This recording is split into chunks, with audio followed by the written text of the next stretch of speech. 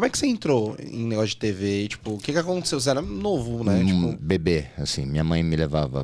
Você era aquela criança bonitinha? Eu fui bebê Johnson, assim, tem essa... Era um concurso, nem sei se tem hoje ainda, mas era um concurso que tinha na época, Sim. assim. Você foi bebê Johnson mesmo, tinha não é? o padrão da época, assim, né? Olho claro, bochechudo, meio rechonchudinho, assim. Então... Parte do rechonchudo eu sempre tive, você vê, né? Mas que... Nunca rechonchudo você sempre foi, né? Botava uma lente de contato. No bebê é valorizado, né? As dobrinhas, todo mundo acha bebê com dobrinha linda, né? Hoje em dia ninguém quer secar minhas dobrinhas, eu não sei. Achou uma palhaçada isso. Né? Porra!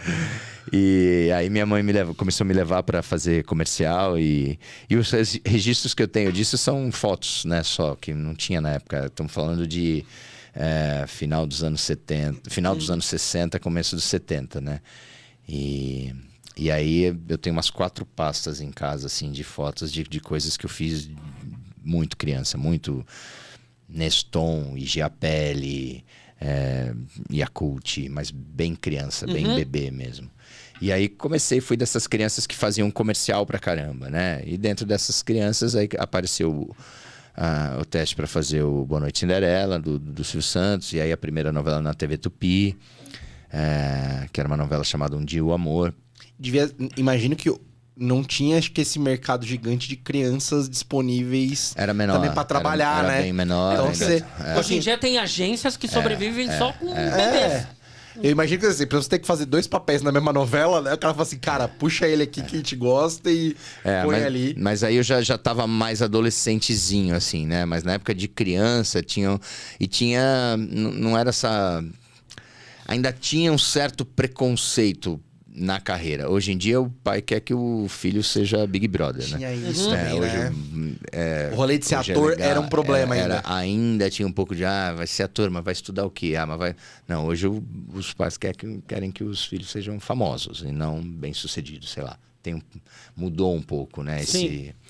Então, mas minha mãe gostava, minha mãe tinha disponibilidade de me levar, levava meus irmãos também, mas meus irmãos não gostavam tanto, né? Eu gostava mais, então eu dava menos trabalho, então eu era mais chamado para fazer as coisas. E você vai passando no filtro do choro, né? A criança vai gravado, chorou já vai sendo filtrado pro por futuro. aí, assim, né? Meus irmãos já ficavam mais com mãe, tudo. E aí foi indo assim, né? E fui gostando, e fui sendo conhecido pelos diretores, né?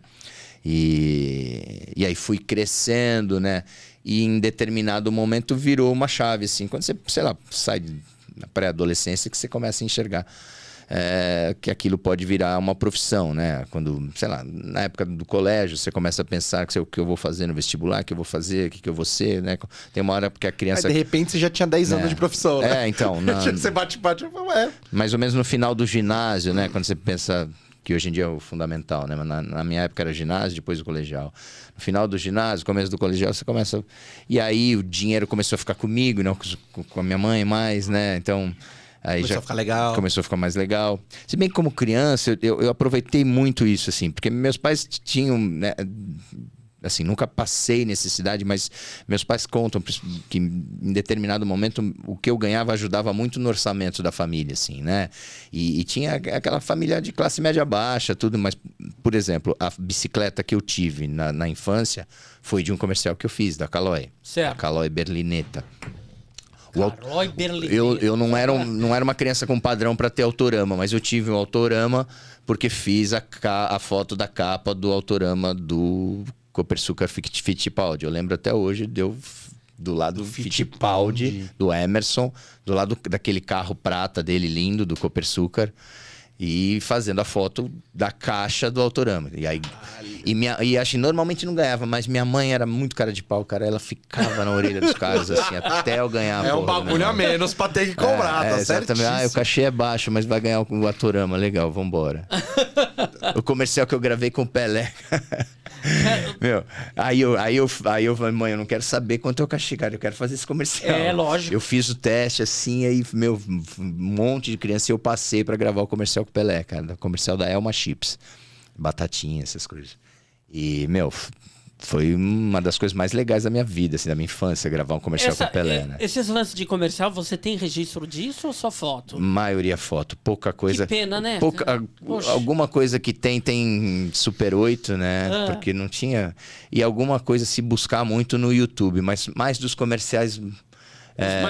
Mais recentes, Você né? já era um pouquinho eu já era um pouco maior, mas eu de criança mesmo não tem.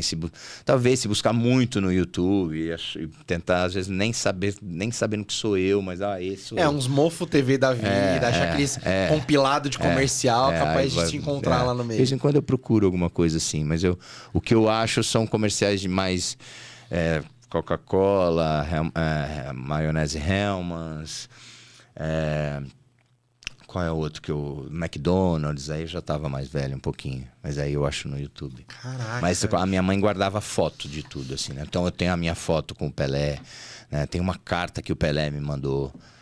Aí é uma história muito bacana, assim. E eu nem era santista, eu sou palmeirense desde moleque, muito fanático, assim, mas o Pelé era o Pelé, né? Lógico. O Pelé ultrapassava, ele ultrapassa qualquer coisa, meu pai me levava em estádio e às vezes ele me levava em jogo do Santos para ver o Pelé. Meu pai é também palmeirense, fanático, mas amava o Pelé e me levava para ver jogo do Santos, às vezes para ver o Pelé jogar. E aí você tem uma carta do Pelé? Então, depois do comercial, a gente gravou, foi ótimo, ele super simpático, um puta gentleman, assim, né? E nessa época ele tava jogando no Cosmos. E aí, tipo, 2 meses depois da gente gravar o comercial, chega uma carta na minha casa, com papel timbrado do Cosmos. Eu nunca tinha recebido uma carta na vida. Caralho. Eu tinha, sei lá quantos anos eu tinha, cara, uns 9, 10 anos. Aí chega uma carta do Cosmos, né? Datilografada pela secretária, que você vê que devia ser uma secretária que falava, que era americana, que falava português, que tinha uns erros, assim. Mas ele assinando, e falou: Matheus, espero que o comercial tenha feito sucesso aí no Brasil, espero que meu filho, que na época era o Edinho, né, seja um moleque bacana como você, bababá, né? E me mandou uma bola autografada, tudo. Eu botei essa carta num quadro e tal, hoje em casa, assim. Claro, que legal isso. E fui, imagina, eu moleque, que gostava de futebol, querendo ser jogador, recebendo uma carta do Pelé, assim, numa época que não tinha tanto contato, né? Hoje em dia é mais, todo mundo é mais acessível, né? Você tem uma proximidade maior com o seu ídolo, com o artista. Mas naquela época encontrar o Pelé era muito difícil, cara. Então era um privilégio, assim, né? Então foi essas lembranças gostosas, né, da infância, assim, que a profissão, a carreira já me proporcionou, né? E aí, será que ele gostou, DVD? Eu acho que sim, né? Foi bacana, foi engraçado, foi interessante, foi... Pô, tem um monte de conversa igual essa aqui embaixo. Procura aí, pode seguir no vídeo, se inscreve e vai no nosso canal oficial. Esse papo que você viu o corte agora tem lá completo no Elementar Show. E olha, esse papo foi bom demais, Marcão. Foi incrível. Nossa, muito bom. Vai lá, cara, aproveita.